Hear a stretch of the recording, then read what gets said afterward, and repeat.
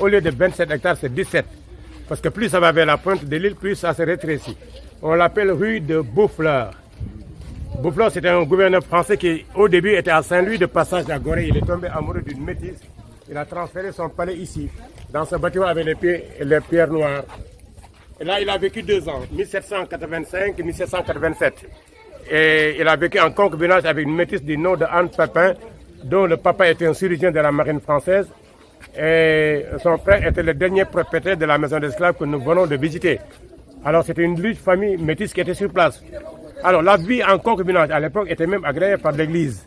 Parce qu'en dehors de la violation sexuelle, souvent les marchands européens ils venaient ici tomber malades et mouraient très vite à cause des maladies tropicales. Et comme ces femmes non seulement pouvaient entretenir les familles, connaissaient bien le ménage, mais aussi elles maîtrisaient la médecine traditionnelle. Ce qui donc leur garantit une certaine sécurité. C'est pourquoi c'était agréé par l'Église, ils ne venaient jamais avec leur famille. Maintenant, la richesse qu'ils avaient acquise sur place devenait l'héritage des femmes et des enfants métis qui laissaient là quand ils repartaient chez eux. Bien sûr, le prochain monsieur aussi qui arrive hérite de la femme. C'était la coutume. Alors c'est ça qui a inspiré Bernard Giraudot, ce cinéaste français, pour faire ce fameux film Les Caprices d'un fleuve.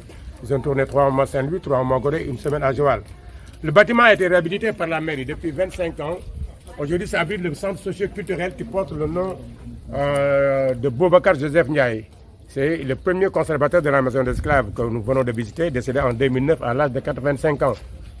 Et ce centre socio-culturel du temps de Senghor, on en a fait le petit théâtre.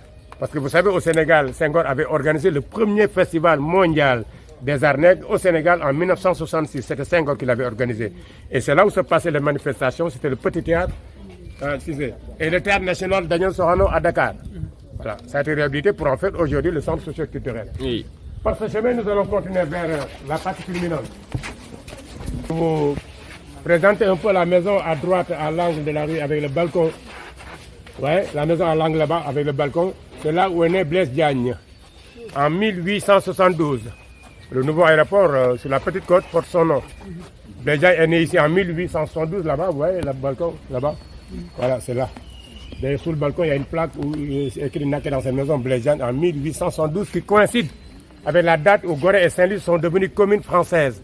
Vous savez, la pénétration française, c'est à part de Saint-Louis. Saint-Louis fut la première province française, mais avec Gorée, ils ont été les premières communes en 1872, la date de naissance de Blaise Diagne, en 1872 à Gorée. Sa mère était pileuse de mille à Gorée. Blaise Diagne était maire de Dakar, député du Sénégal, sous-secrétaire d'État des colonies françaises. C'est lui qui avait recruté les soldats africains qu'on appelait les terrains sénégalais, où il y avait toutes les nationalités africaines pratiquement, qui ont défendu les couleurs de la France pendant la première guerre que la deuxième guerre mondiale. Mais il est douanier des métiers, Blaise Diagne. Et il a été le premier noir membre de la loge franc-maçonnique du Grand Orient. C'est pourquoi quand il est mort en 1934 dans les Pyrénées en France, il a été enterré à Dakar, dans les cimetières ouverts musulmans de Dakar. Vous retrouvez son mausolée devant la porte. Oui, parce qu'on ne savait plus s'il était musulman ou chrétien.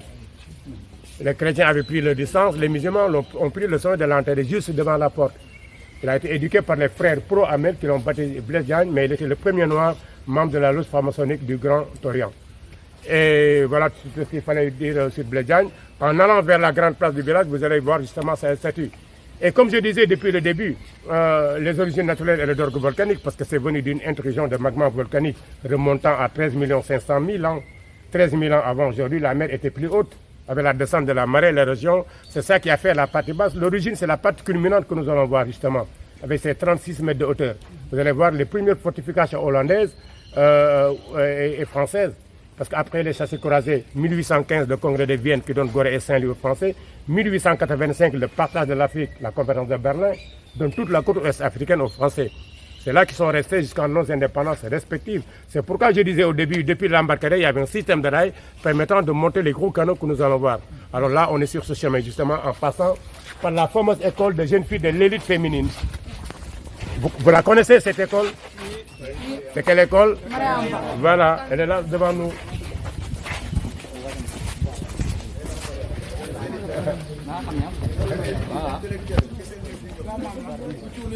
Et voilà, donc avant cela, je voudrais vous dire que quand il y a eu des problèmes d'eau qui sont posés dans cette île, il y avait 2 puits au début, c'était de l'eau saumâtre.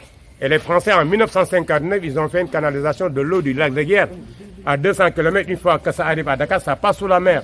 Il y a un château d'eau là-haut qui distribue dans le village. Au début, tout autour, c'était des bornes fontaines. Et les populations, ils venaient cueillir l'eau ici. On en avait un ici, un autre donc au centre du village, sous un ancien kiosque en musique qui date de 1881. Donc celui du milieu là-bas au centre du village, donc c'est un rajout. Mais là, c'est depuis 1959.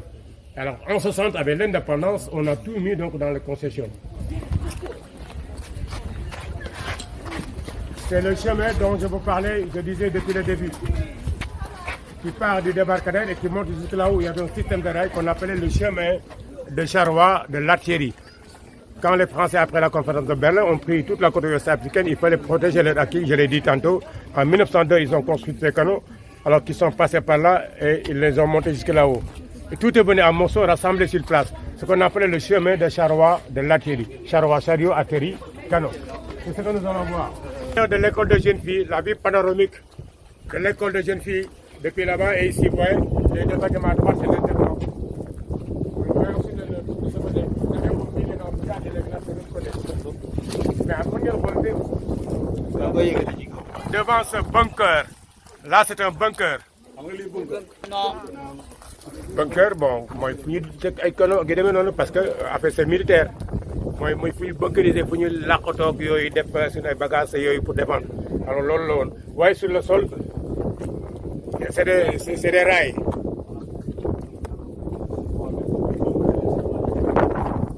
Ah, c'est des rails. Alors, vous voyez bien, ça permettait de faire passer des canaux ici pour protéger ce côté de Dakar. Vous avez la côte de Thiaroye-sur-Mer. Cette côte qui va carrément vers la petite côte jusqu'au sud du Sénégal, la Casamance. C'est Dakar banlieue, Thiaroye-sur-Mer. Alors donc ça permettait donc de protéger ce côté de Dakar. Le même principe, vous l'avez également face à l'océan Atlantique. Mais entre les deux, il y a les gros canaux dont je vous parlais, qui ont 240 mm de diamètre avec 14 km de portée. Chaque fût de ces canaux pèse 29 tonnes. 240 mm de diamètre et 14 km de portée. Vous allez voir justement cette grosse bête. Mais il n'y avait pas que ça. Il y avait aussi un système de télémétrage pour calculer la distance des bateaux ennemis qui venaient. Parce que face à l'océan Atlantique, il y avait un télémètre à droite, un autre à gauche. Les télémètres servaient à calculer la distance des bateaux. Une fois qu'ils calculaient la distance, ils avaient tissé ces canons par téléphone qu'ils pouvaient ajuster. C'est ce qui a permis, comme je disais, de protéger toute la côte ouest africaine contre d'éventuelles attaques. Parce que les Français qui contrôlaient. Parce que vous avez Dakar et Corée en face. Il y a la Rufisque, la ville de Rufisque et Saint-Louis dans le nord face à l'Europe. Donc c'est les côtes sénégalaises qui séparent l'intérieur et l'extérieur du pays. C'est pourquoi d'ailleurs c'était les 4 communes. À l'époque, ceux qui naissaient avaient directement la nationalité française.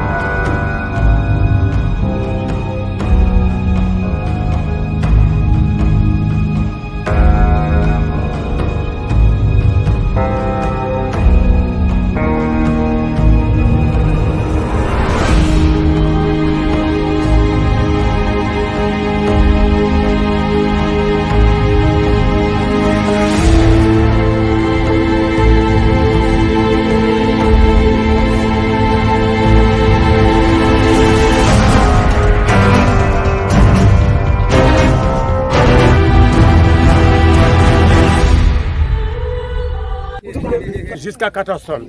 Le système manuel à l'intérieur permettait de tourner dans tous les sens. Et depuis la partie souterraine de forteresse, de petits wagons arrivaient en dessous pour les alimenter en munitions. C'est comme ça que ça fonctionnait. Vous allez voir en descendant de l'autre côté le système de télémétrage. Parce que vous allez voir 2 télémètres face à l'océan Atlantique, avec ces canaux, ça faisait un triangle, comme je disais. Alors comme si vous approchez les canaux, vous allez voir que tout est venu en morceaux rassemblés sur place. Et vous constatez également avec moi que les bouts de canon ont été cisaillés, coupés exprès. Vous savez, en 60, quand on a eu l'indépendance, les Français devaient quitter. Ils ont enlevé toutes les pièces maîtresses, coupé les bouts de canon, parce que quand c'est coupé, c'est définitif, on ne peut plus l'utiliser. Avec les pièces, on peut reproduire des pièces, mais là, couper, c'est définitif. Parce que si on essaie de les faire fonctionner, le bus, s'il arrive au bout, ça explose. Ce n'est pas comme les canaux lisses où la rotation est complète, parce que là, il y aura un refoulement d'air qui va faire sauter.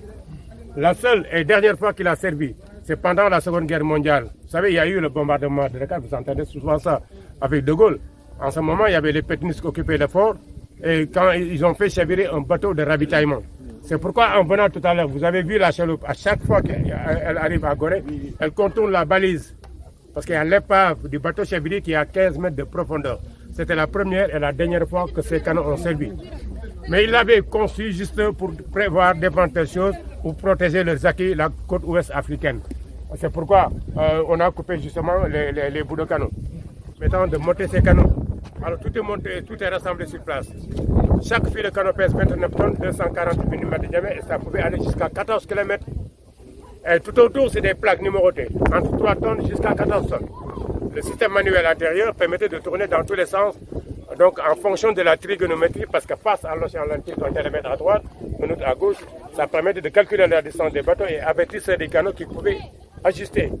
Alors je disais qu'ils ont servi qu'une seule fois. Pendant la Seconde Guerre mondiale, les Français se sont divisés en deux groupes. Les pétinistes et les gaullistes qui étaient plus d'accord. Les gaullistes, avec le bombardement de Dakar, ont fait chavirer un bateau de ravitaillement. C'est pourquoi la chaloupe, à chaque fois qu'elle contourne la balise que vous avez vu tout à l'heure, parce qu'il y a l'épave du bateau chaviré à 15 mètres de profondeur. C'était la première et la dernière fois d'ailleurs que ces canons ont servi.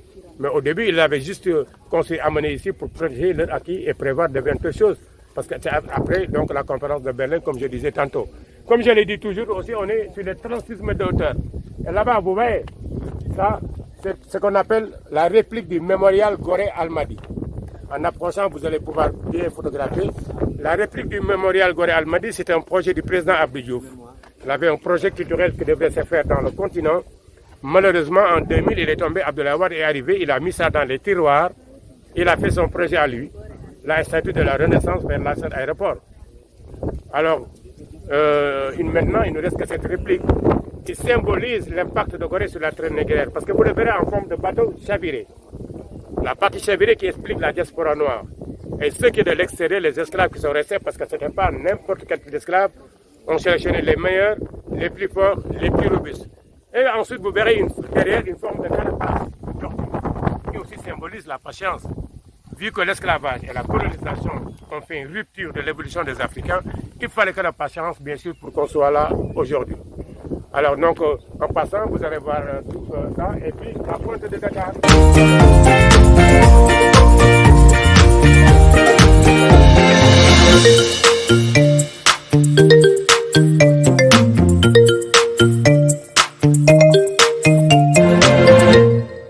Et malheureusement, quand il est tombé en 2000, Abdoulaye Wade a mis ça dans les tiroirs.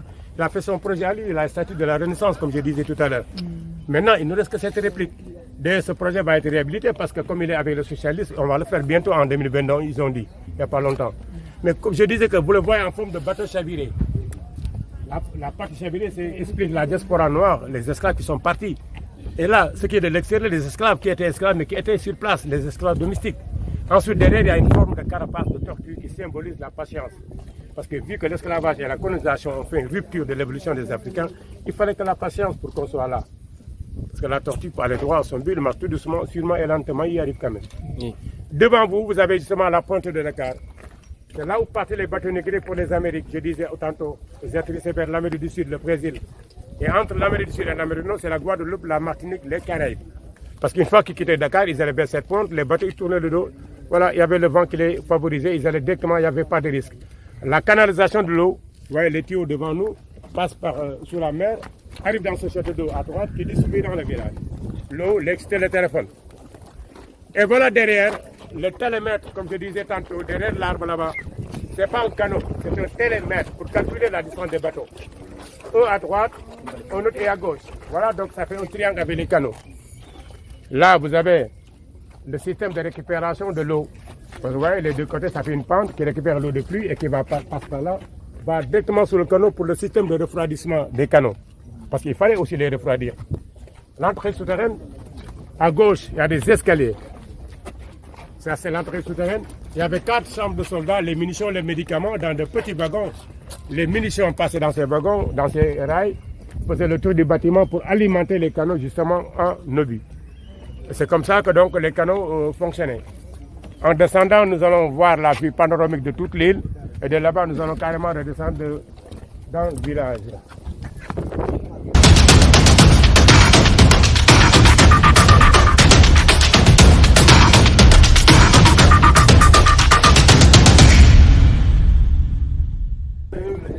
qu'en fait, en descendant, nous allons juste, en passant, je vais vous montrer l'église et puis vraiment la mosquée en descendant. Mais sachez que nous sommes justement sur la vue panoramique de toute l'île. Nous avons dépassé des cercles qui sont alignés, il y en a 4.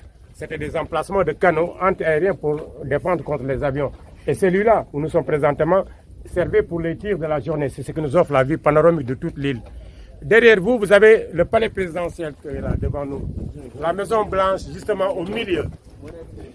La Maison Blanche au milieu avec, pas à la pointe quand même, au milieu j'ai dit. J'ai mis au milieu, tout devant toi, toi qui es en rouge là. Au milieu, voilà, avec le building en horizontal là, à côté, à gauche. Il y a un building en horizontal à gauche. Et puis la Maison Blanche à droite, ça c'est le palais présidentiel. Voilà. Alors à l'époque, ce palais était là à Gorée et ça a été transféré en 1907 donc à Dakar par le gouverneur Ernest Roume qui habitait ici. Ernest Roume, l'avenue à l'époque, avant que ce soit l'avenue Léopold Senghor, c'était l'avenue Roume. C'est aujourd'hui qu'on a changé. Le gouverneur Ernest Roume logeait ici à Gorée. Vous voyez le bâtiment au milieu. Le bâtiment qui est carré avec la terrasse, une baraque dessus là, au milieu du village. Un bâtiment carré, vous voyez, avec une baraque, vous voyez la porte ouverte même devant, sur la terrasse là-bas, au milieu. C'est là où était le palais du gouverneur Ernest Roume qui a transféré ce palais de Gorée à Dakar en 1907.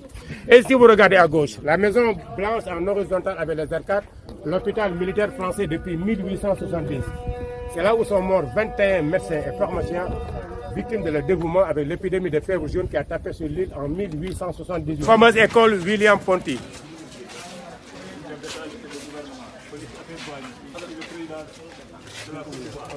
Modibo Keïta Mali, Hubert Manga Bénin, Niger, Sylvain Le Tchad.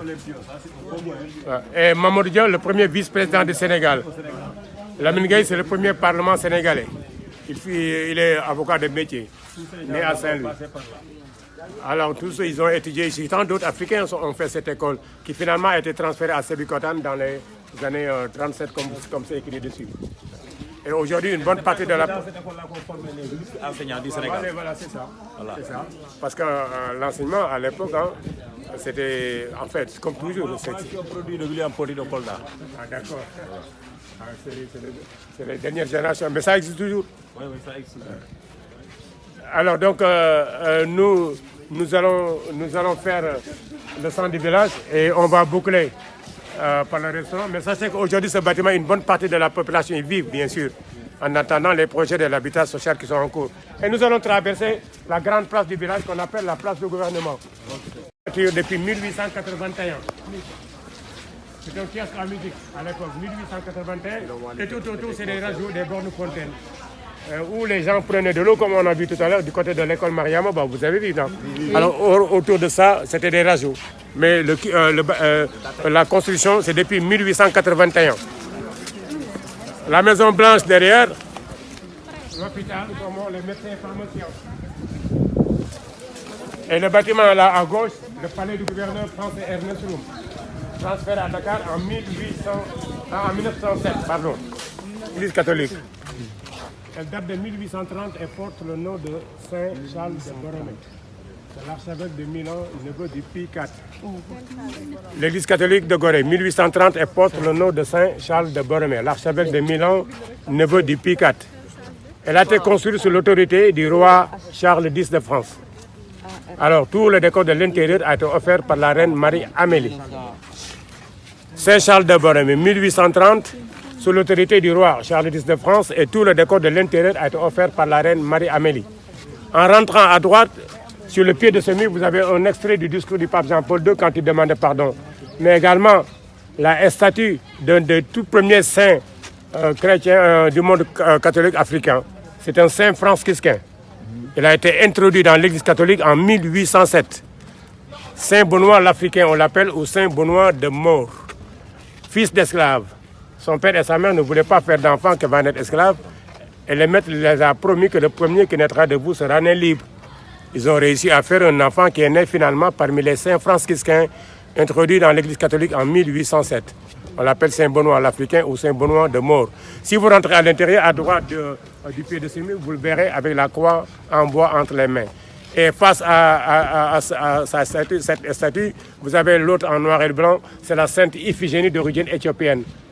Et derrière la Sainte Iphigénie d'origine éthiopienne, vous avez celui en bleu, Anne-Marie Gervais, dont je vous parlais tout à l'heure.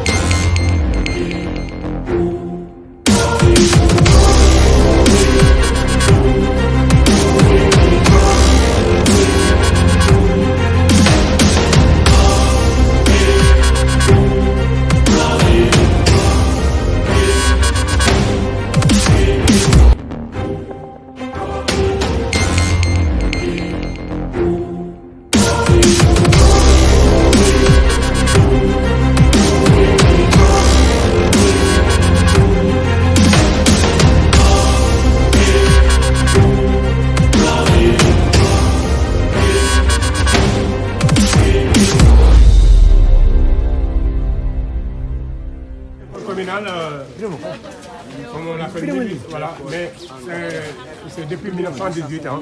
Mais c'était maison de curé, tribunal, prison et école communale depuis 1918, qui porte le nom de Léopold Engrand. C'est sa photo que vous voyez là. Léopold Engrand, c'est un ancien maire de Gorée. Il est né en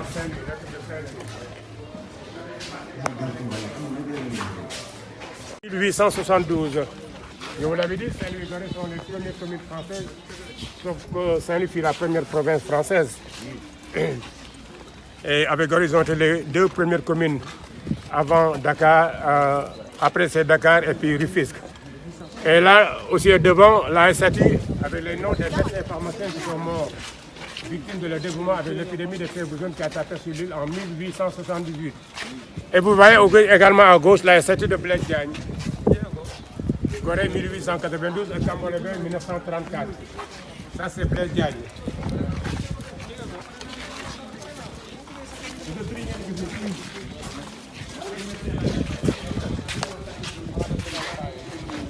Bon, si vous remarquez aussi, il y a des marques de médicaments qui figurent dans les noms. Et c'est des familles de médecins, des pharmaciens.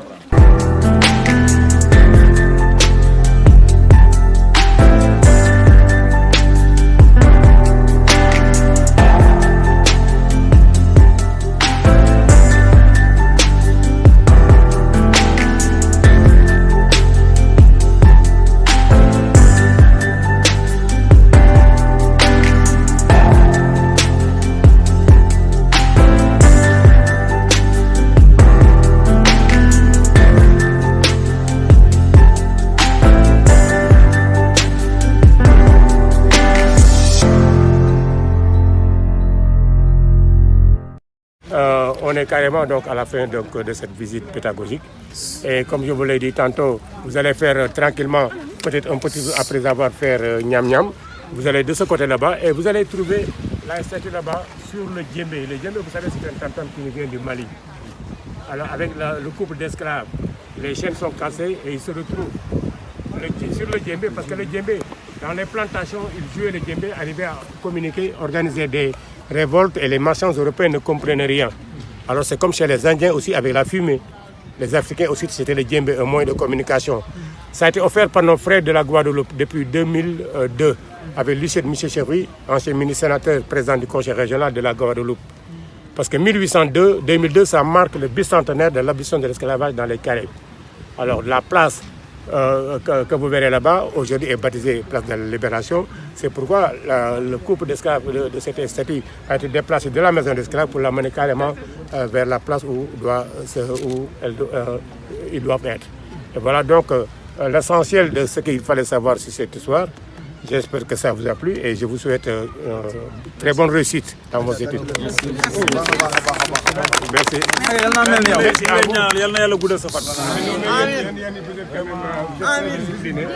Parce qu'il y a des élèves, mais je vois quand même il y a la discipline de groupe et ça c'est important. Si vous êtes en groupe, il faut suivre, même si vous n'êtes pas trop intéressé, il faut suivre la discipline de groupe, c'est très important.